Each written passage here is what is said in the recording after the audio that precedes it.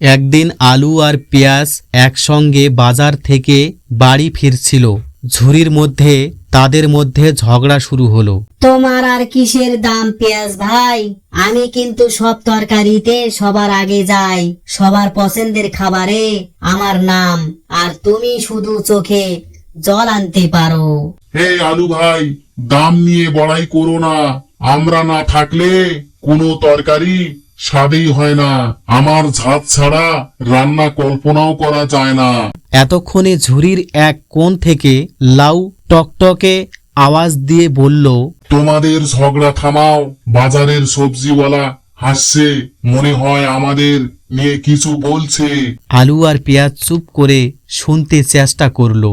সবজিওয়ালা হাসতে হাসতে বলছিল, এই আলু আর পেঁয়াজের কি দাম বেড়েছে, ওদের ঝগড়া এখন মানুষকেও ছুঁয়ে গেছে, কিন্তু একসঙ্গে না হলে তো রান্না জমবেই না।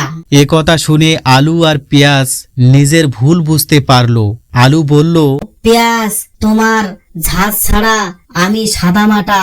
আসলেই আমরা একসঙ্গে থাকলেই রান্নায় স্বাদ আসে। ঠিক বলেছো আলু ভাই, আমাদের একতা থাকলে মানুষ খুশি হয়। এবার থেকে ঝগড়া নয়, বন্ধুত্বই হবে। তারপর থেকে আলু আর পেঁয়াজ কখনো ঝগড়া করেনি।